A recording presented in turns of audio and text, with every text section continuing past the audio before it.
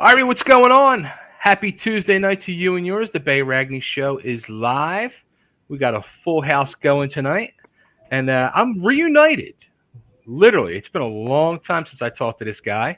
He was actually, technically, a brother of mine for quite a few years, and people still to this day argue with me and don't believe we're truly not blood brothers because they felt we were such twins. He was known as Sign Guy Dudley. He was known as Louis Dangerously. But tonight, and for the last 15 to 20 years, he's been Lou D'Angeli. So, Lou, welcome to the show. It's good to talk to you again. It's good to talk to you too. We gotta tell Matt at some point during this interview about how the Dudley boys came around because he's gonna know. He's gonna know right away. Right away. I swear. And here's this guy. Some people have called him, the pest of the NHL, a brawler, an agitator, a goon, but he was also called a leader, and I'm going to call him a badass. And he's also pretty much unfiltered. He is the one and only Matthew Barnaby. Matthew, welcome to the show, man. I'll go with unfiltered because I say my ex-wife probably had another adjective to throw in there we might not be able to use, but pleasure to be with you both. And yes, Lou, first time I've seen you without glasses on. This is different. Yeah. The last time I saw Matt was at a hockey game. I think I found the pictures like 3 or 4 years ago. And yeah, I had glasses, but I also had Dudley Boy glasses. So I don't know which glasses you're talking about. So I was going to say, so you guys actually do know each other. Yeah, real. Yeah. You said no or yes? We met online. I guess, we started dating online, and then we took it to reality theory versus reality and stayed friends ever since. So it's better than most relationships, I guess, online. You never know. You tweet at somebody, you tweet back, and then you never know. I don't think I was giving Matt shit, though. Can we curse on this? Because I just did. Oh, yeah, absolutely. Yeah. Okay.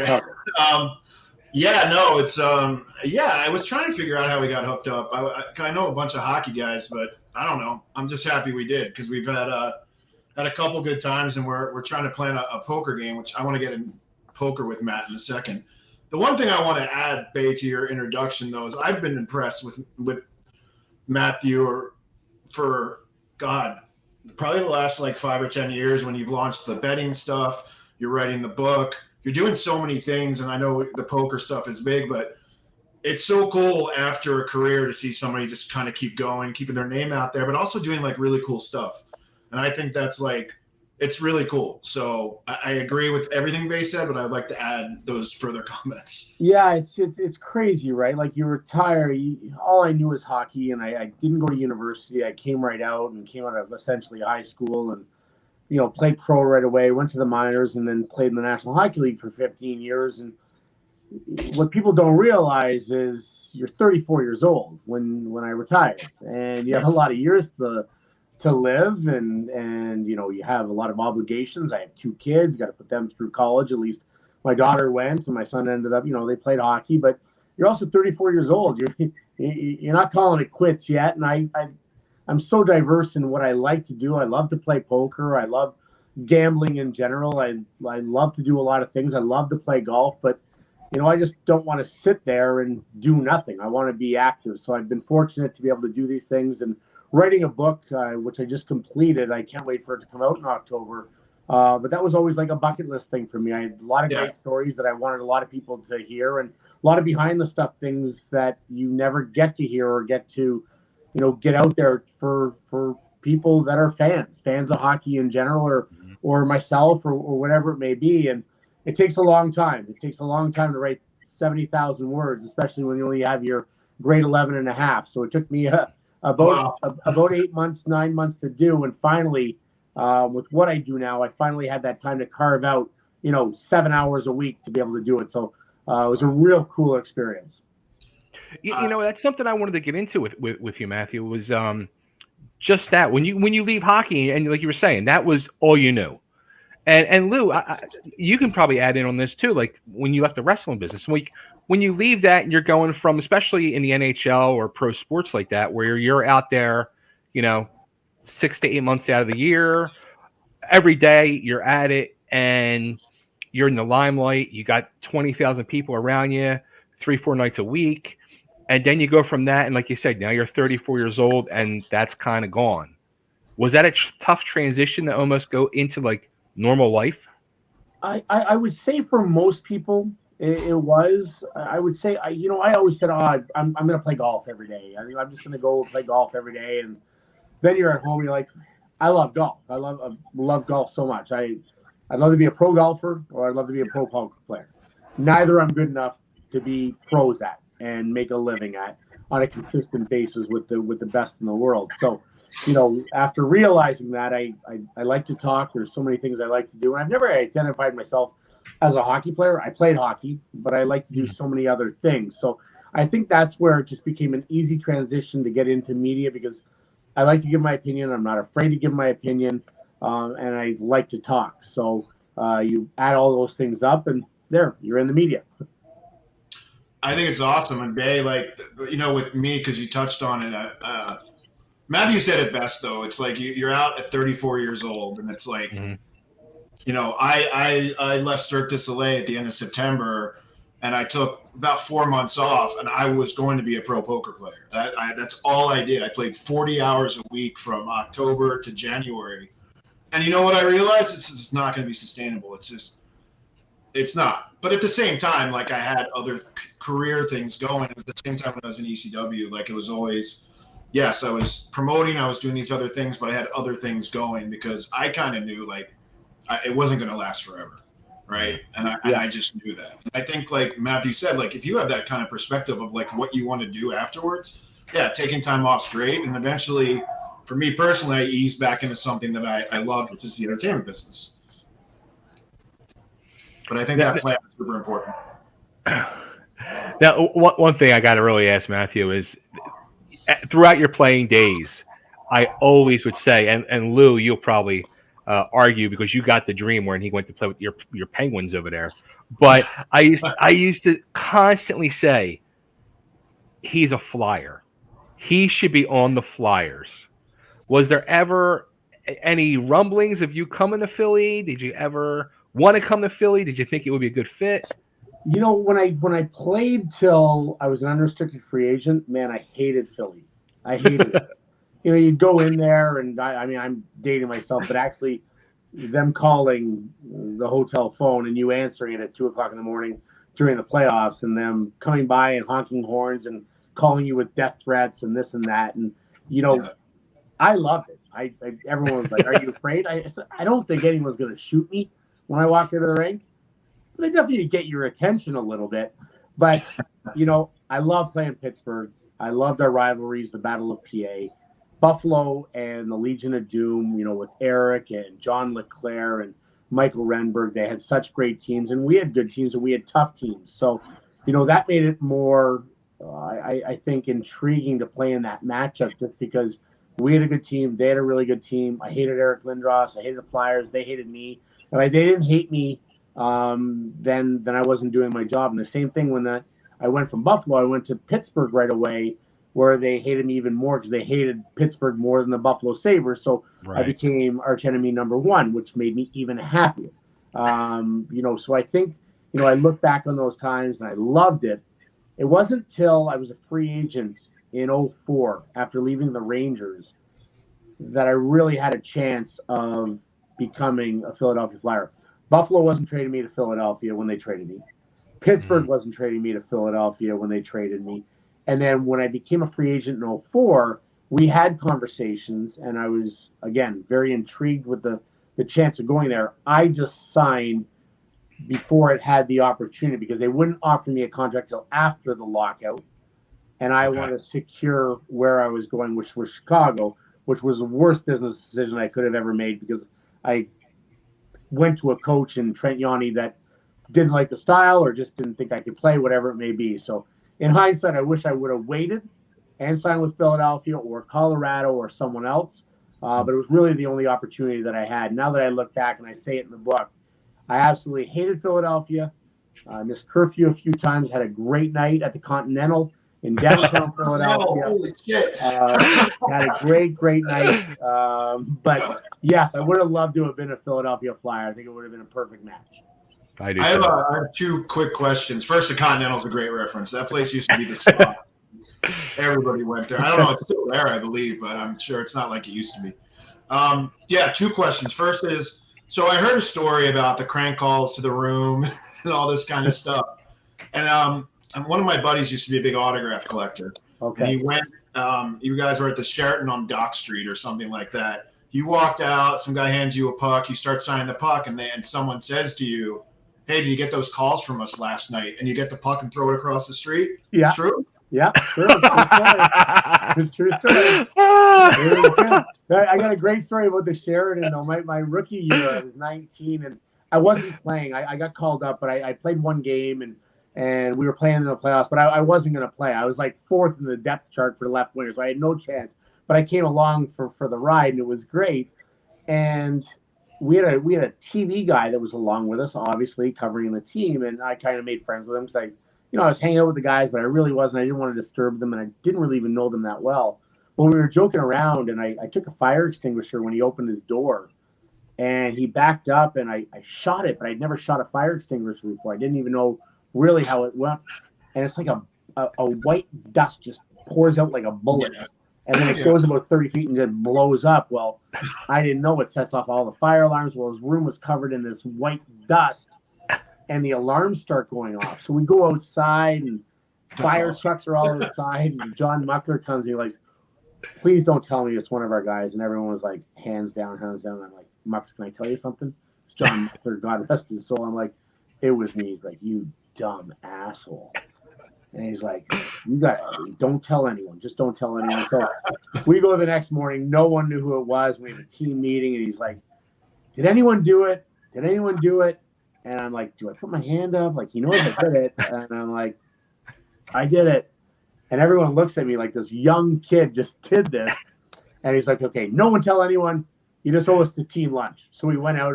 I had no money. Team lunch was like $2,000. I was like, oh, yeah, worst thing I ever did. But yes, you knew it. And that was my first mark was Society Hill. That's so funny. What about, it's just like, look, before I go on, I have one more quick question, but you don't hear a lot about these stories, and I think that's where your book comes in. It's like, I forgot, I was talking to someone the other day about good hockey books, and there's a lot of good hockey books, but there's nothing like I think you're bringing to the table, like at least I can think of. I mean, I thought Probert's book was awesome, a few others, JR's books I liked, but it's such a different piece for you, and so that's where I think these stories come out. And one of the questions you talked about, Eric Lindros, you guys like killed each other. How do you look back on that? Same with like Darcy Tucker and some of these guys. You have relationships with these guys now. Like, I know it's all water under the bridge, I guess, but is there a time where you like talk to the first time you see Eric after you killed each other? Like, what's that like? Well, yeah, it's a great point. Listen, my first interaction with Eric Lindros after I absolutely hated him and berated him and said things about his parents and everything. I walk in, I get traded to the New York Rangers, and the first guy comes up and grabs my hand, and he's like, hey, I guess we're going to be roommates. I'm like, holy fuck. Are you kidding me? I got to be roommates with you. And he ended up being the best. He's a great guy, very generous, Hall of Famer, but just a down-to-earth guy and completely opposite of what I thought he would be. And it's like that with all the guys. Like Shane Corson, I hated. I asked him if he was going to end up in a mental institution one day. Darcy Tucker, we had fought. Lyle Odeline's the biggest. I mean, I had said things to Lyle and said he looked like Cornelius from Planet of the Apes. And, I was in the cover of the New York Post. And, I found out a few years ago, about 5 years ago, that he almost died from playing golf. He got one of those shooting cactuses while playing in Arizona. And he went through like $8 million worth of surgeries because his body shut down. But you find this out, and I end up asking for his number. I just found out this randomly, and I'm like, can I get his number? Like, I've never talked to this guy, but you like whatever happens on the ice, I know they're playing for Philadelphia or Pittsburgh or whatever team, and the guys that play now for Vegas. When you leave the game or you go to their team, it's just a job, and you do genuinely hate guys when you're playing against them, but 99% of the guys not named Evander Kane are awesome guys. And when that happens and I get to see these guys, I'm going to see a bunch of guys in Edmonton this week. Calgary in a few weeks. I'm going to see probably Eric and Shane Corson in Toronto in a few weeks at different events. And they're the greatest guys. They just didn't play on my team at that time. And when you talk about the book and having stories, trust me, they're going to be good stories. I'm going to talk about shitting my pants in the middle of the Drake Hotel with no clothes on and shit dripping down my legs. So those are the stories that you're going to get to hear. You should be in the wrestling business. Well, actually, I wanted to ask you that and I was thinking about it like compared to wrestling, like Lou, like guys like you're saying, like Darcy Tucker and Lindros and these guys. You already kind of touched on it, but like in wrestling, we get in the ring and we do a match and we're beating the hell out of each other, bashing each other with chairs, going through tables, and then afterwards, it's like, all right, let's get a beer. Is it kind of like that at times too? Like, you're going to go out and grab a beer afterwards if you have time, or? I wouldn't say that. I wouldn't say we'd go to that extreme because you're still, you still got to fight them the next time. Now, if we're in the same bar, there's sometimes, I've been in a bar with Shane Corson when I played with Brett Hull with about 5 of them, and they wanted to beat the shit out of me after the game. And that was during the time. And I guarantee if I met Eric Lindros and those guys in the bar, it probably would have got ugly. But once you're done or you go to the same team, then it's completely different. It's water under the bridge, like Lou said, and you move on. You understand, and the hatred is real when you're in the moment. But once the moment's gone and we start to have a little bit of gray hair, I think we start to not mature, but you realize that it was a job. Right. Were you ever approached by like WWE or anybody like that? Because you had that personality that could have went over in something like a pro wrestling world. My chest isn't big enough. If I got in the ring and had to take my shirt off, it wouldn't be that bad. They'd be like, "Why didn't you work on chest at all?" and how the hell did you play in the NHL with those calves? Ever been like a crossover from hockey to wrestling? Actually, I don't think there has been, has there? I don't think there has. No, I don't think so. Gronk got in there, and Pat McAfee I just saw got in there, and there's been no crossover with hockey. I mean, you guys have the best personality for it, even if you're just talking, stirring shit up. I can talk now. I don't know if I can jump off the top rope. Then you can talkers. I had a beer on my face and drink immediately after a fight. What was that? Sorry. I can smash a beer over my forehead and drink it. I can do that. Well, that's perfect. You and Stone Cold can get it together. You said about not going for beers after a game because it's too close. What about going to dinner the night before a game, and then fighting the guy the next night in the Rob Ray incident? Yeah, it's a crazy story because Rob was, one of my best friends, and I played 7 years with him, and he's a tough son of a bitch, man. I only saw him lose about 6 fights in about 200 that I watched, and he fought every heavyweight. Now, the thing was, we had fought so many times while we were teammates on buses, just different. We were roommates, and we fought over, he'd watch the History Channel. I'd want to watch MTV, and I was like, now, and we both have, alpha males trying to dominate our existence in the household. So we'd fight that way. But this was a little different because I was married at the time and I had a son and I just got traded. And I said, hey, I'm coming home. I'm staying at my house. He lived down the street. I said, come on over for dinner. So the wife cooked him pasta. We had a couple bottles of wine, left the house at about midnight. I said, I'll see you tomorrow. Good luck. And then the game starts and now I'm enemy number 1. This is the first time I'm coming back to Buffalo, and anyone that knows me knows I'm going to try to put on a show. And he just came out and said, Lindy Ruff, the coach of Buffalo at the time, said, slow down or we're going to have to fight. And he goes, I don't want to fight you. And I'm like, Rob, I'm not slowing down. This is not going to happen. So whatever has to happen is going to happen. So I ran around hitting and he came in and he goes, let's go. And I was like, okay. And dropped my gloves and we kind of wrestled and he kind of slashed me if you watch the YouTube. Right on my shoulder. And I just turned it back and I whacked him right over the neck again. And we started fighting. So he's tough. He's stronger. He's about 50 pounds heavier than me. Right now, he's probably 100 pounds. He's packed on the pasta. But we started fighting. And I know he only has the right hand. I don't care if he hits me with the left because he can't break an egg with his left hand. But he can hurt you with the right. He can seriously break your face with the right. So I hold on to the right where he can't get me, and I just start laughing because I know he won't fight with the left, and I know he can't hit me with the right. Now it's infuriating me even more because he's supposed to kill me. He's supposed to beat me up, and it's just not going to appear that way. And I'm going to laugh, and even if I don't win, at least I can laugh. So yeah, it was crazy story, and my wife hated him after the game. Wow. Yeah. Personally, huh? Yeah. She wasn't happy. We shook hands and it was fine, but no, she wasn't happy. That's like the Primo brothers fighting, right? I mean, it's yeah. I was in that game. Oh, seriously? Yeah, you would have been. That's right. Yeah, Wayne was there with us, and we were in Buffalo, and Keith was at Hartford at the time. Yeah. That's where I went to college, so I know the old Whalers teams were pretty fun. The Brass Bonanza. They got to bring that back. Carolina brought back the jerseys, right? Yeah, I like the jersey. I like the navy blue when they went to navy blue.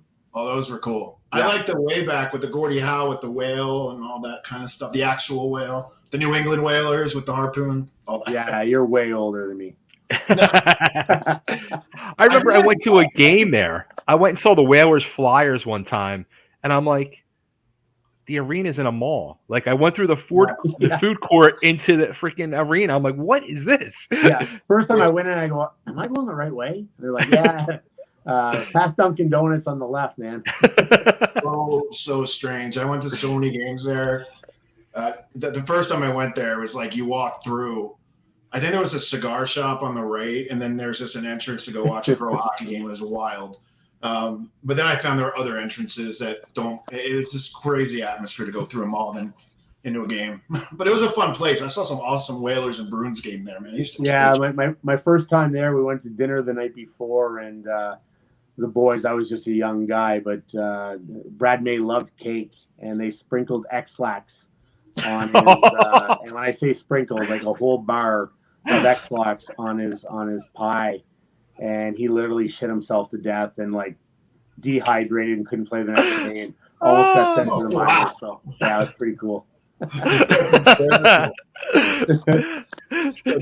So the boys were ripping in NHL just as much as in wrestling. Oh yeah. Oh, that's funny. So what was it like when you see your first hockey card of yourself? That's funny you asked that. I've been dating my girlfriend 6 years, but I've known her since I've been 17 years old. And I remember exactly where I was when it came out. We were on a houseboat. We had rented a houseboat at 18 years old, about 8 of us, guys, girls, hockey players, just friends. And I remember my brother calling me and saying, like, your hockey card came out.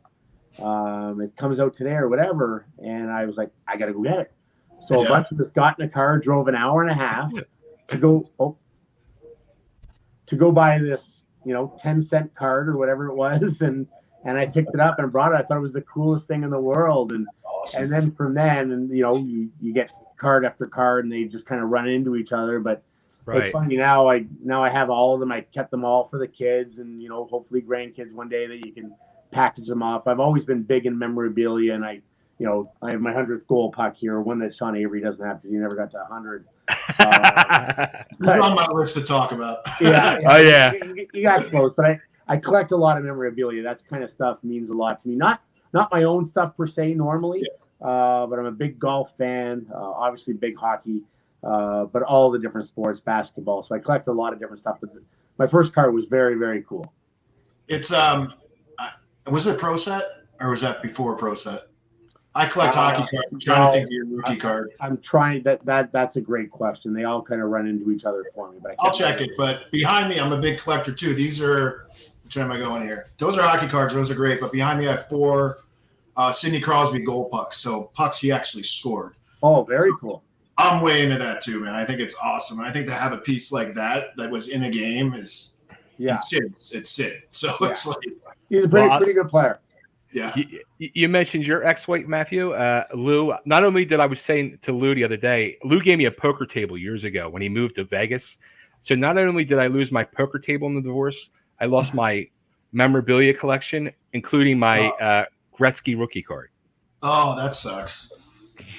I want to puke for you right now. That one right there.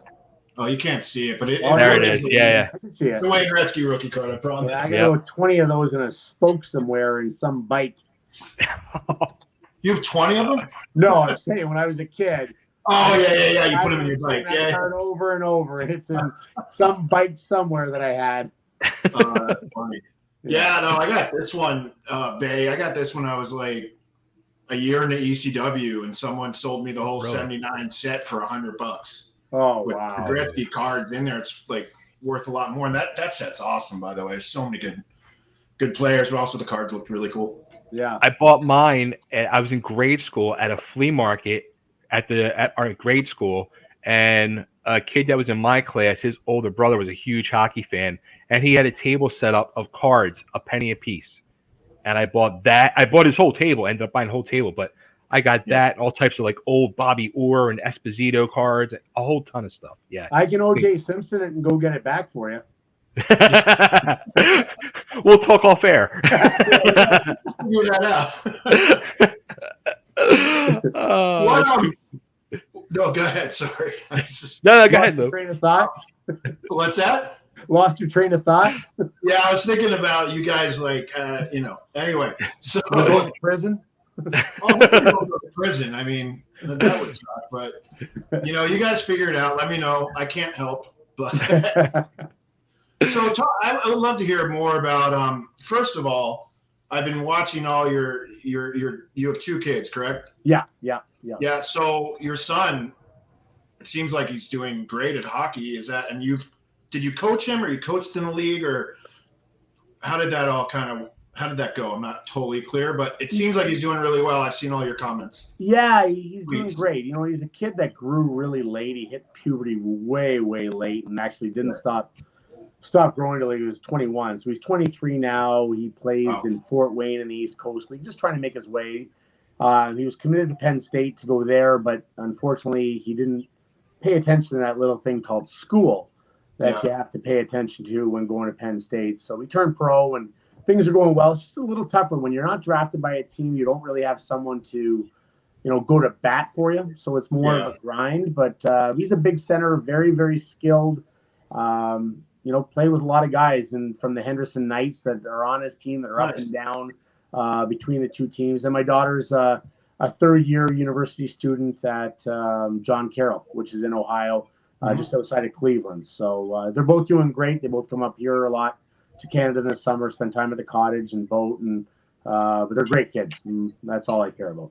Look, it's so cool that I want to compare myself in a way that I champion my kids. I always want to put them on social media and do it, and you do it too. And I think that's really neat. And Bay does it with his kids. I see whenever they're in Nashville, you're taking pictures, and I don't know your daughter's name. I apologize, but I see pictures. I think that's really cool. Not enough people that's good stuff to celebrate. It doesn't always have to be sad. Yeah, and you know what? I don't know. It's funny. There's a song by Kane Brown just about I never grew up with a dad. I had a mom, and it was what it was. But being a dad's the best thing in the world. It's something that I take pride in, and I don't care if people unfollow me for seeing too many pictures. Could give a crap. I love my kids. I'm proud of them, and the day I'm not proud of them, I won't be a great dad. That's awesome. And somebody unfollowing you for that has their own set of issues. So. Yeah. Do you get a lot of that on social media? Like, the keyboard tough guys that old fans that want to try to jar with you and all? Yeah, you get some. If you make any comment about anything, there's going to be, let me say Twitter for the most part. Facebook's a little different. It's family oriented. Instagram's kind of theory versus reality, or fact versus fiction. Almost Twitter's amazing. I'd say 95% of the time, it's just awesome. You get all my news. I can get all my updates. I can scroll through there. I can see who's getting sent down. I can see a various on so many different levels. I couldn't live without Twitter, to tell you the truth, because I get all my news from there, sports wise, everything it may be. But you get the 5% that are idiots and say stupid stuff. And I once in a while I'll go back because I like it. But if they say egregious stupid things, or like really stupid things or racist things or whatever it may be, It's just a block. It's just so easy. I don't even deal with it anymore. I don't even give them the time of day. All they want is to get retweeted or start a verbal jab and say, "Oh, I pissed them off." I just block and just move on. It's just easier, and they can say anything they want. It's not going to piss me off. Right. I don't have time in my day. I have too busy a day to start verbally jabbing with other people if it's not Sean Avery. Sean Avery, I'll spend all day, every day, jarring with him, but not Great someone. segue. Great Go ahead, segue. Lou. Yep. Jay and I, by the way, have not talked about. I mean, I just told him before you got on. I was like, I just have stuff in my head. So you may ask a question, I may, but I was gonna. So as we were just talking, I have a frame up for this. So Avery had his incident with Brodeur. Everybody knows about that. Yeah. But you and Gar Snow had a really kind of different incident. So I'd love you to compare them somehow, if they're comparable. I thought, Bay, you know what I'm talking about? Yeah. Yeah. So I'd love you to talk about those and kind of how you see it. Maybe not a comparison, but there's something within there that you both did, like. Yeah. And listen, I respect the way Sean played the game. I think he was a good player, an underrated player. Yeah. I don't like to give him a compliment, but like he played like me. I'd say the difference in our styles was I was willing to fight anyone. He wasn't. He picked and chose who he fought. But that being said, he did that to piss off Marty Brodeur. Hey, do it. Therefore, there was a rule brought in and instituted because of it. I had Marty Brodeur kicked out of his only game in his NHL career. You did? I said something to him and he slashed me and he got kicked out. So there's actually video of him getting kicked out of the game, the only one that he's ever got kicked out of. So that's probably as close as I ever came to the Hall of Fame. Gar Snow, I had actually kind of fought in a scrum the year before when we were in the minors. He played for Cornwall, I played for Rochester. So I kind of knew his personality, and he loved that kind of stuff. He loved the fight. He was actually pretty tough. He's a pretty big guy. I ended up playing with him in Pittsburgh a little bit. But he loves the verbal jab. So I got hit earlier on in that shift by Sean Antosky. A little bit of a cheap shot, but it is what it is. And I laid there trying to draw a penalty, but also knowing that I have a pretty tough team and they're going to come to my defense. Probably going to free up someone that I could fight one-on-one. I just didn't have a clue that it would be Gar Snow at the time. So my trainer comes out on the ice and he's helping me up and he's like, "Are you okay?" And I just said, "Hey, like if something happens here, just get ready. I'm fine, but I'm going to jump up and start punching someone." And then all of a sudden I felt Gar Snow poking me with a stick and he goes, "I told you, I remember that." And he's like, "Hey, you little pussy." And I'm like, "Oh." And I just kind of pushed my trainer up and jumped up and I had free reign to unload about 15 20 you were nuts, man. I remember. I just watched it again, but you were firing up on him. I was like, holy shit. It was great. Well, you only have so much time till the refs are coming to save the goalie, so it's like a jackhammer, right? It's like God. Good sex. Just get it over with really quick. You did jackhammer him. That was a lot. On Avery too, so the comeback lasted a day for him. I know George LaRock was like, "I'm coming out of retirement." Did you say the same thing? Were you guys ready to go, down there? Or I remember I was watching Netflix in bed. It was around 10:15 at night. Yeah. My girlfriend laying on my chest, and we're just watching Netflix, and everything's chill. And all of a sudden, I just take the phone. I'm like, Orlando Bears signed Sean Avery. I'm like, oh, man. And I go, I'm coming back to play hockey. She's like, what? You haven't skated in 2 years. I'm like, I will be on the bike tomorrow morning. Peloton, baby. Let's go. Just got to get one game. Game. She's like, you're crazy. So I just sent out a tweet. I'm like, I will sign with anyone in the same division as Orlando. I'll play for free. We'll donate all the money. Yeah. Now he has to, because I tried to fight him on Barstool. And the reason I've never met Sean Avery. Never met him. He played for the New York Rangers. He played for the Dallas Stars. Two trainers that I really respect, and horror stories of how he treated people. So I'm very loyal to my friends, and I just wanted a chance. I just wanted one chance. So I'm a promoter. I used to promote stuff, so I can promote that fight. All right, I like it. If you can set it up, I'm in. You watch. There's got to be a way. There's got to be a way. I mean, That's a good, honestly, that's a good charity thing, right? It is. Yep. And by the way, here's your rookie card. I don't know if you can see it. Shit. No, well, I have it here, Bay. I'll send it to you guys, but I did find it. My hair's great. How about that mullet? That's a great mullet. That's a good takeaway from this conversation. Get Barnaby and Avery in Las Vegas, because that's where it needs. I'll wear the leotards, man. I'll go full Borat for this one.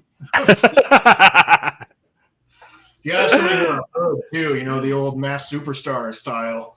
You got any of them? Like they get in there and they're like, their package isn't quite big enough. Like you gotta like make it look a little bigger for TV, or like not everyone's got to. I haven't seen wrestling guys do that, but I've absolutely seen it in the music business. I can imagine. 100%. Yeah. That's classic. That's too funny. So Lou did a little segue early on to bring this up, and it's the infamous movie, which is actually my all-time favorite movie since I was a little kid, of Slapshot. Is that like a requisite for an NHL player to like watch that in junior hockey to see what you're getting into? Yeah, not NHL. It's more junior. I've seen that movie 10,000 times. It's to the game, home from the game. Yeah, it's it and Youngblood are the two hockey movies that are must. But yeah, Slapshot. It was really cool when first time I got to meet them. I was like 19, 20 years old in Buffalo, and you got to get the picture with the Hanson brothers. So yeah, it was very, very cool, and great guys when you got to meet them. But yeah, prerequisite for any junior kid that's ever played has definitely seen that movie 1,000 times. I met them all. So it seems like it's pretty. Go ahead. I was to say it seems like it's pretty lifelike to the NHL or to hockey with all the trash talking going on the ice. There's a lot of trash talking. I'd say obviously the clotheslining guys at center ice, that was more junior because that happened. I used to see that my first year in junior. We actually didn't, for half the season, we didn't warm up with the other team before the game because there was too many bench brawls. We went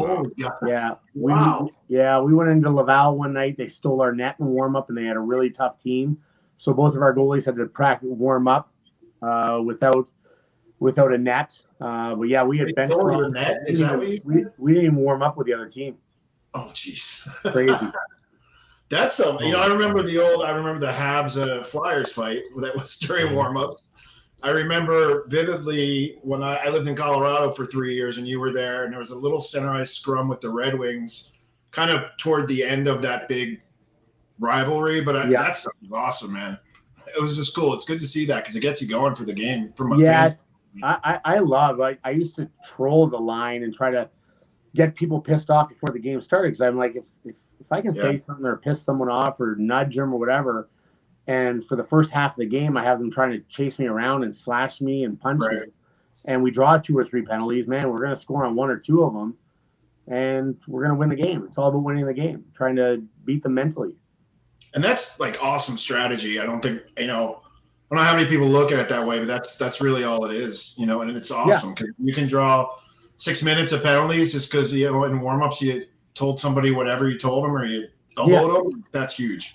And I used to tell the guys, I said, trust me, I'll take the punch in the face. Just score. I don't want to get punched in the face, or I don't have bruises on the back of my leg or on my back, or take a slash in the arm and get cut, and you guys not score, because then I'm going to be pissed off. Yeah, then you're fighting your team. Yeah. That's funny. So another moment that when you go down the rabbit hole of YouTube, that's a different moment for you in your career was the night you scored the hat trick and your mom was there. I think it was on Mother's Day, as a matter of fact. Do you think that was probably your greatest hockey moment of your career?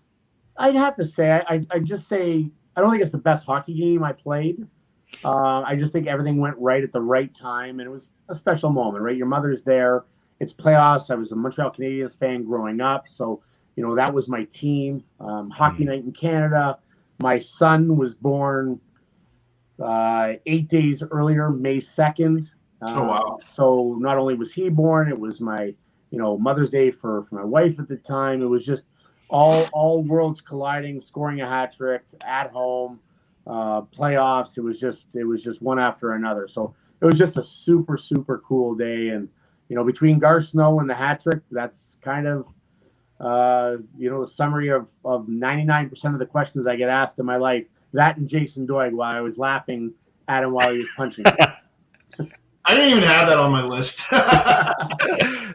I'd like to, outside of hockey, I think it's interesting, the betting and everything you're running.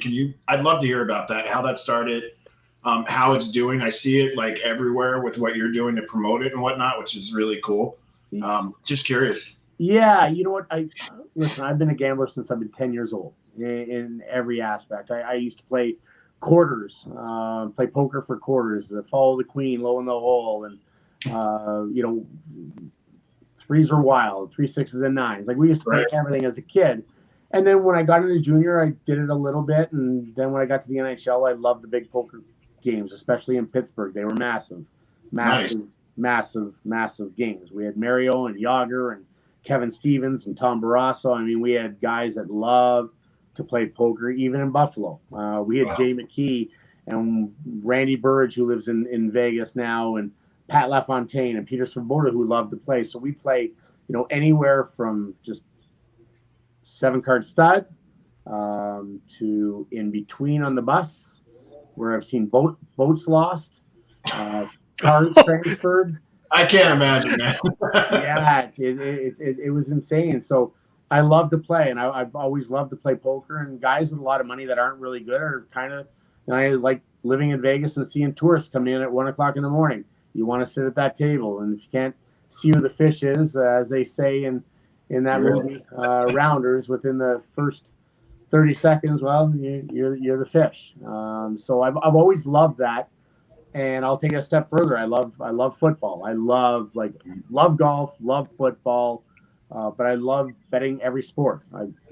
I love watching sports, but if I have money on it, I love it even more. I don't need to watch my favorite team, and I'm not watching Detroit Red Wings, Ottawa Senators at this time of the year when neither are making the playoffs. On a Tuesday night. put a dime on the game, and I'm watching that till the last second, and that's just the reality of it is. So, like I said, my first love is probably poker. It's probably my favorite things. It's actually a skill. It's just not getting good cards. It's math. It's a lot of it. It's the ultimate game of risk and skill. A little bit of luck is involved in anything in gambling, but I also love betting football and betting golf and NBA playoffs. I'm not going to watch an NBA game usually during the year unless I have money on it, because I don't like basketball all that much. I don't love baseball, but I'll watch it if I have money on it, and that's just the way it is. And I started doing that just out of this is who I have, because this is what I bet.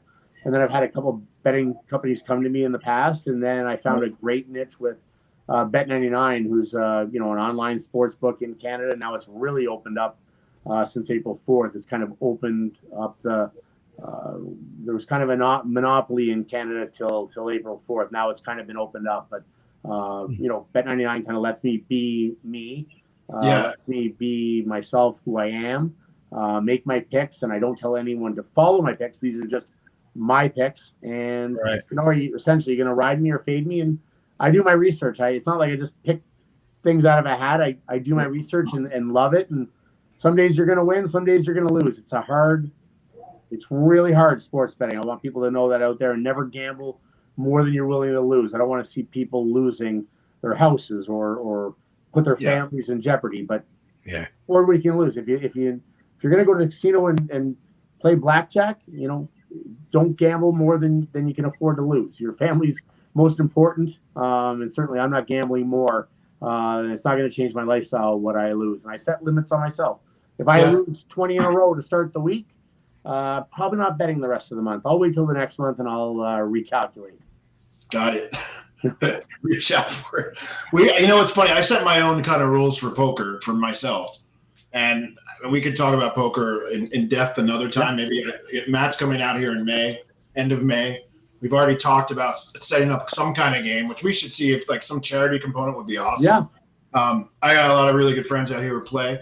But I put my own restrictions on myself, which was more about the time. So you do a lot of research. There's so much research that you can do for poker. And I know a lot of the really good players just from they used to come to Cirque shows or I just see them. Yeah. So you get advice from everybody. And one of the things that I was doing just fast was I'd play like 18-hour sessions, 20-hour sessions. Like it just – so I thought that's what, I was either stuck or I was doing really well. Yeah. But then I don't know where I read it. It might have been Jared Tendler's book where it's like give yourself your start time and your end time. No matter what your end time is, if you're up or down, just leave. Yeah. When I start doing that, I start feeling a lot more in control because if I'm stuck, I'm stuck. And I know I'm coming back the next day. It's another session.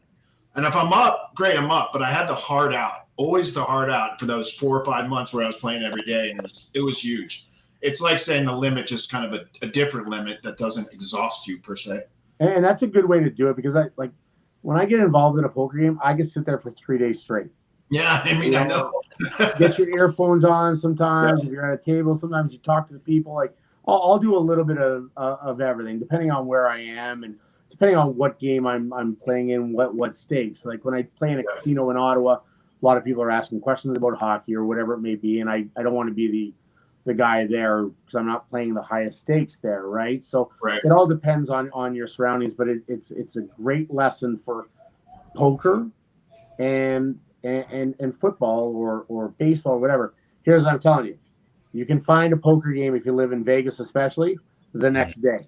You don't have to play 18 hours straight. If you're betting and you feel stuck, you don't chase it that night.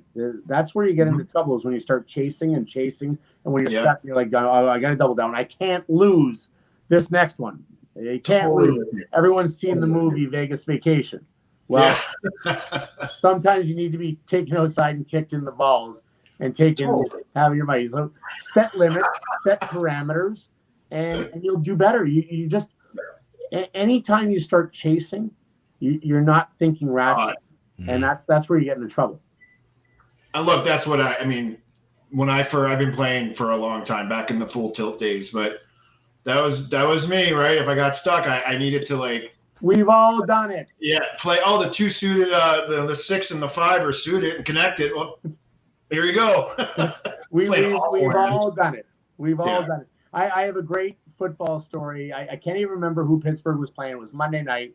I was down about $7,000 for the weekend, and I'm like, I can't lose Monday night. Double it up. Let's go $7,000 more. This is going back 20 years.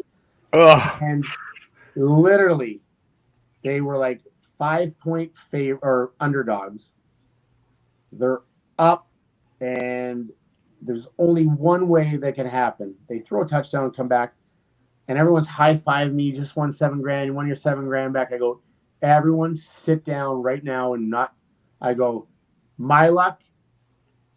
They're going to return the damn kickoff for a touchdown. And it wasn't a premonition or anything. I was just cursed that week. They went all the way back, and I lost another 7. I'm like, and you think it's only because you bet on the team. And it only happens like they're losing because you bet on the team. There's millions and millions of dollars bet. It's not you guys. Anyone out there, it's not you. It's just that's just sports in general. No, it's so true. It's like, don't say the word shutout when a goalie has a shutout going. Yeah. It's like, if I say that to my wife, the goalie's probably still going to be doing whatever, regardless of what I said. Yeah. In a different state or country. I say to my girlfriend when we go to bed, I go, I'm not going to get laid. I'm not going to get laid. I'm trying to reverse the curse. She's like, oh, you're wrong. Reverse the curse. Do you get involved in any of the fantasy sports stuff too, or just football with the guys? I don't like fantasy hockey all that much. It's too much day to day, and I just don't have the time to get in there, change my lineups every single day. Football is the perfect fantasy for me because I love it. I follow the players even more, just for player prop betting as well. So I find when I'm in fantasy, I'll even follow the player props that much more. And it's easy, right? It's once a week. You get on there, boom, Sunday morning as I'm watching NFL Today, Primetime, all of them. I can set my lineup while I'm watching. It's pretty easy. I used to probably back around. It was when you were on Buffalo. I used to run my own fantasy hockey league with me and my buddies, and I had put the league together. and I did it different, and I made it where penalty minutes were points, and if you were able to put a goon into your lineup, so you were always my go-to goon because I knew he was going to score a lot too. So I was your Wayne Gretzky, man. You were my Wayne Gretzky. Oh yeah. And I had a cup made. We had a cup, and we used to transfer it every year to who would get it, and I put the plaques on it. But yeah, it was. I had the cup the first 2 years. my stepson told me the other day, and I told him he's got to take a picture of it. He hasn't played. I can't remember which one of the hockey games on the computer, whether it's PlayStation or whatever. When I'm not a big gamer, but he goes, "You wouldn't believe it. On my game, you're faster than McDavid." I go, "I need a picture of that." Yeah, seriously. You're like a 99 speed, and he's like a 97. I'm like, "Can you give me that picture? I just want to tweet it out to tell everyone that I'm faster than McDavid." Like, this is reality. Make it an 8x10 to start signing up. Yeah. This is reality. Matthew Barnaby is a 99 speed. That's funny. That's awesome, actually. Yeah. Talk about a glitch in the system. Talk about someone getting fired from PlayStation. Yeah, it might be a problem, but maybe they just really liked you, and they're just like, screw it, I'm going to juice them up, you know. I like it. Sidney Crosby, Matt Barnaby. Oh, Or McDavid. Yeah. Quick question is, in wrestling, there's terms that, so in wrestling, a fan is called a mark. Okay. And that comes from the early 1900s where circuses were running, and like a clown would go up to like somebody in line or follow them around and watching them spend all this money and literally put a line of chalk on them. It was a mark because they were the guys that were the suckers. Okay, yeah. And wrestling fans are not suckers. Just in the clown world, that's what in the circus, that's what it was. Okay. But so now the fans are like whatever. There's a lot of things. There's called smart fans who knows what they're doing, and there's called marks who are just there to enjoy it. It's not a bad thing. Yeah. But when you hear the word goon, does that ever is that a good thing or a bad thing? I'm not, Bay, I know you said it. I'm not. Yeah. I'm just curious, Matt. Like, you're a hockey player. You've done a lot of good shit. Yeah. Does that ever stereotype you too much? You know what? I wouldn't consider myself a goon only because I wasn't tough enough. I don't want to say tough enough. I don't want to demean myself, but I wasn't 6'5", 250. The guys I had to fight were way tougher, just way bigger. Are there goons out there that played? Yeah, guys that sat there and played 3 shifts, and that's all they did. Yeah, right. I tend to think of myself more of that, but my penalty minutes are in line with a goon. I mean, I'm 17th or 15th all time in penalty minutes. So you're going to associate me with penalty minutes and fighting. And yes, I brought that on myself. I totally get that. But, I had seasons of 19 goals and 43 points and ended up scoring, 300 points. So I think I could have scored more. I think I could have been in that 500 point range in my career if I had 1,000 less penalty minutes. You have 2,500, right? 2,500 and 300, right? Yeah, so something like that. But I enjoyed doing what I did, not all the time. I wish I could have played a little bit more, but I also don't think I would have had the career I had if I didn't do what I did, because I was a correlation to be able to do both. So, on some teams when I played in Pittsburgh and Kevin Constantine was our coach, I didn't have the opportunity to play. I played 7 minutes a night and had to fight. John Tortorella, when I was in Tampa, was the same thing. But when I went to Colorado, I had 13 points in 15 games. Yeah. They let me play. And so, yes, in a roundabout way, I don't consider myself a goon, but I understand the correlation between 2,500 penalty minutes and being a goon. I'm going to compare you to somebody, and I'm curious. It just kind of popped in my mind, so I haven't really Bradley Cooper? What's that? Oh, sorry. No, Bradley Cooper? I don't know. If you were wearing an Eagles jersey, you might get away with it. Maybe later, if you and Gaga were singing together and stuff like that, that'd be awesome. Rick Tocchet started his career. I mean, I was a huge Tocchet fan. He's a fighter. And then he, adjusted his ways and became, a legitimate, power forward. I mean, is that a comparison that if you had, and hindsight's 2020, but he was a fighter, you were a fighter. But I also think your fighting was a lot smarter, not against Tocchet, just in general, because, as you said earlier, you're drawing penalty minutes. You're doing it for a reason. Do you think you would have ever gone that path if, you adjusted because you did get points and you were scoring goals, but he just like went all the way and just kind of stopped fighting. What? You guys are echoing now. I can't hear anything. Yeah, there's like a static. Do you hear that? Lou, do you hear it? I do hear it. I just put myself on mute. It's not me. Let me put.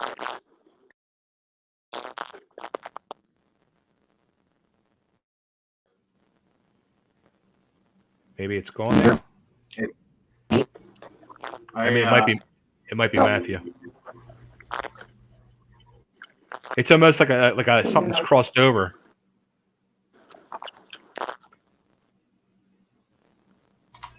How about now? I hear you fine. You hear me? Yeah. Yeah, it was just a no. Wait, Matthew. I can't hear you guys. Yeah, he sounds like he's underwater now. I mean, when your phone's jiggling, Matt, it's making sense. So we can carry this for a little bit. Absolutely. This is freaking amazing, man. It's cool to sit down and talk with somebody like that who's had a hell of a career, and yeah, you hear these little inside funny ass stories. You know, it was funny at the beginning of the and this is nothing bad, but when he was talking about how we met and he said online, I thought he was joking. And I was like, yeah, we actually, I think someone had introduced us. He had somebody at Caesars maybe knew a lot of the hockey guys, and Matt was coming in town, and I maybe tweeted at him then. And then I always used to invite people to Cirque shows. You know, I was just like, in Twitter, like you can do that. So I got a lot of people to come. So I think that's actually where it came from. But how about now? Can you hear us, Matthew? Oh, I can hear you now. Okay. I can't see you though. Oh, there we go. Okay, so Lou, I think you had a question. Is your video working? Because you're frozen. I just want to make sure you can hear everything. Nope. Shit. So anyway, it's amazing. Modern technology is so good, but yet so. It's all good. Yeah, so that was one thing, and then we went to a Knights game. We had some fun. It was awesome. But I used to use Twitter a lot for that, man. I met a lot of people through that. From the, I wouldn't say that's like the right way to do things when you're trying to get someone's attention or whatever. But you know what? Some of these guys are coming to Vegas, and it's like you want them to know. Like sometimes they don't know where to go. I heard a story 3 years ago that Austin Matthews was doing an interview, and it's actually in print. He said, "I'd really like to go to a Cirque show," and I'm like, "Well, then come." You know what I mean? It's just like. So then I'm calling the Maple Leafs. I'm tweeting, like I'm doing all this stuff, like, dude, because I mean that works both ways. That's great press for us. Sure. We want him to be there, so that's where a lot of those interactions start sometimes. Yeah, a friend of mine who actually he was just out in Vegas a couple of weeks ago, and I guess he goes like once or twice a year, and he just rants and raves about the Knights games. He said they're the best hockey games in the NHL. It's really something. I mean, it's been 5 years. Obviously, I'm a huge hockey fan, so I go to LA for games, Anaheim for games, Arizona when I'm on the East Coast, New York, Philly, Pittsburgh, whatever. And it's just the way the atmosphere is. The presentation is, so unique. It's really not like anybody else. And just the energy is amazing. And they've done a lot of really good fundamental things that they haven't changed that kind of keep that uniqueness, because you don't have to change if everything's working, but they've also done some things to evolve it. So it's not, not everything is just cookie cutter. Certain things that work, certain things they adjust, but it's been awesome. So when I go to I went to a game last week and it was so quiet, and it's like it's strange almost, and it's like it was an LA Edmonton game. So you got McDavid, you got LA trying to get the playoffs. Like everybody starts coming out for warm up, and it's quiet. But that's that's hockey. It's not like a bad thing. I'm just used to people come out for warm-ups in Vegas. Like most people are in their seats watching warm-ups, it's crazy. Right. So it's been pretty awesome there. I got to get the hell out to Vegas, man. I'll tell you what, though, Nashville's that's the one thing that's shocked me is because they're a freaking hockey town. They do love their Predators. I went to the Predators game in 2017. It was game 4 of the Cup against the Penguins. And yeah, man, they stood the entire game. And it actually drove me insane because I was like, they literally, all the fans stood. Like, I'm not even kidding. They were all there for warm up, which I thought was cool. I thought maybe they, sit down. Never. Right. And then the Nashville won like 4-1, but I've never seen anything like that in my life ever. Not in Vegas. Like, you stand for the last minute of a game. Maybe overtime. This was 60 minutes of standing. And it was like kind of a joke. I was like, what are we supposed to do here? Holy shit. I'm rooting for the Penguins. I have Crosby jersey on. Like, I don't give a shit. And I was with Bill, and he has a Blackhawks jersey on, and like they just eliminated the Blackhawks. We're like just targets, just waiting for somebody. And I think somebody messed with me on the way out, but I was just like, whatever. But yeah, they stood the whole time. But it was pretty passionate, I guess. The only thing that was weird to me was there was something. What was it? Something about the game presentation with live bands and maybe between periods or something. It was good, but it seemed forced at some point. But that's not necessarily a bad thing. Maybe I just wasn't used to it because Vegas hadn't started yet, so I hadn't seen like that was going to come. So maybe Nashville actually was the predecessor for Vegas in terms of that. It's so weird that they'd have their arena like in the middle of the freaking downtown. It's actually really, I love it. I think it's are you talking about Vegas or Nashville? Nashville. Yeah, Nashville. And so Vegas is right in the center of the strip, right? So it's, is it? Okay. Yeah, that kind of atmosphere just really in Vegas has absolutely been like crucial, I think, because you walk out, it's not like you're walking out right into a casino. You're walking out into a nice area that's like, yes, there's casinos, but there's a lot of space just to hang out and do things and whatever for pregame, like tailgating and stuff like that. And Nashville, I thought was really cool too. It's like the Rangers. You're just walking down the street and there's an arena right in the middle. A lot of others, to your point, are kind of like off the beaten path. Like Chicago United Center is a great building, but it's not in like dead set in the center of the city. Huh. So do they have like gambling areas at the arena there in Vegas? No. I think the NHL would lose their minds. Everywhere in Vegas, there's something. You go get gas right now. There's 15 slot machines running, video poker everywhere. And that was one thing that was hard to get used to. Because it's literally like, I'm not exaggerating. It's everywhere. And every public place. But they do not have it in the Knights games, which is good. Have we heard from Matt? No, I was just actually checking to see if we got a message. No. Well, maybe that gets us to do part 2 because we got a lot. Yeah, and actually, we should do another one too as it gets closer for the book to really talk about the book. Yeah. No, look, I think you're doing great with all this too, man. It was when I saw we're still live and recording, right? Because I want people. Yeah, we're live. Yeah. Yeah. No, I think you've done a really great job too. I mean, I remember doing an interview with you. It might have been 10 years ago. It was a while ago. Yeah. And I remember like. That was 10 years ago, and you've kept it going the whole time. A lot of people just bag out. So I was looking at like your stream views today and things like that. I was like, this is really like growing a lot. I think it's awesome, man. Thanks, man. Thanks. I out of all the things I've tried entertainment business wise, whether it was wrestling or playing in a band and doing this is the one thing that I truly feel like confident that I can do good. Mm-hmm. I didn't think I could carry a match too good. I didn't think I could play guitar too good, but I think I can do an interview pretty damn good. No, and that's true. You definitely, this has been very smooth, and I've always been, you never want anything so staged. That's why, like I was saying, like we didn't need to talk beforehand. You just kind of go. And I think it comes off that way for sure. So looking forward to getting more hockey guys on here, maybe. It'll be definitely cool, dude. It's funny, like I think this might only actually be the third hockey guy I've ever interviewed. Oh, wow. My first one was Theo Fleury. Nice. And I interviewed a few times Raleigh Cote. Used to be on the Flyers. Oh, yeah, I remember him. Theo was awesome, and that's cool. Yeah, like Theo, he after he wrote his book, I had interviewed him, and I didn't realize that whole thing with him, with his, the being abused as a child and all, sexually Yeah, abused, that's and pretty heavy, man. I remember when all that came it out. was yeah, it was really it was a deep interview, deep book, deep situation he went through, and yeah, I should he have was another mentioned. one. He was like one of my favorite players.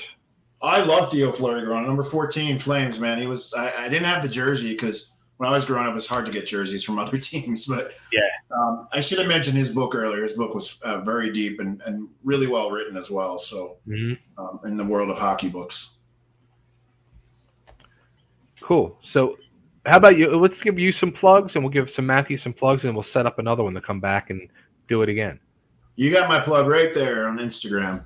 That's the best place. On Twitter, it's L D'Angeli. I'm just looking at everything. Cool. But yeah, I agree with Matt. I get a lot of information off Twitter.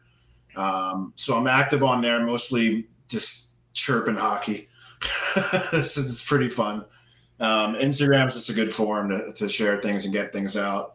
I've been really lucky with my new job with Logitech. It's the social interactions through the announcement that I joined the company and whatever, but that's also a way for you to get clients and get people going and like get people excited and explain what the company is and do things like that. So I think, for me, having both those platforms to do it is important to me. Sure. I know there's mostly wrestling fans on there, but they buy tickets, and they buy merch. So it's been pretty awesome. That's cool. Yeah, it's good catching up, man. We got to do another one of us, me and you, sit down and really catch up and dive into things. It has been way too long. No, man, we probably have a lot of good stories that I think a lot of people might want to hear. Absolutely. Maybe not as good as Matt, but hey. It depends. I don't, as good as Matt, but you know how it goes. I've been on a lot of interviews in my time, and people really want to get deep on some things, and it's just not interesting to me to I see no value in telling a story from 1997 about XYZ guy who did XYZ and this XY. You know what I mean? It's right. I like all the guys I worked with for the most part, like 90% of them. So I don't want to bury them, and it's not really burying them. It's just kind of maybe exposing too much. I just don't see the value in that. But we can go deep on lots of stuff that you and I did. So there you go. Cool. All right. Well, let's our guest Matthew Barnaby, MatthewBarnaby36.com. Check him out. He's got information on there about the betting website and all. I don't. Do you know what that website is? It's Bet888, I think. Is it 88 or 99? No, it's definitely. I'm gonna look it up. I think it's Bet888. Yeah. Yep. 888 Sport. Okay. Yep. Online. Yep. Cool. And he's got his book coming out later this year called Unfiltered. And we'll get him back on and talk to him about that. And we'll get Lou back on and talk to him more too. And we'll get everybody else back on and we'll talk to everybody. So, awesome, dude, man. Lou, always a pleasure, man. Say hello to the family for me. And let's not be strangers. All right, man. Thanks so much. This was awesome. Yeah, hopefully. And let me know if you're going to be here. I'll see you hopefully in a couple weeks. Yeah. It would be like a week and a half. I'll definitely let you know. Cool. All right, man. Talk to you soon. See you later.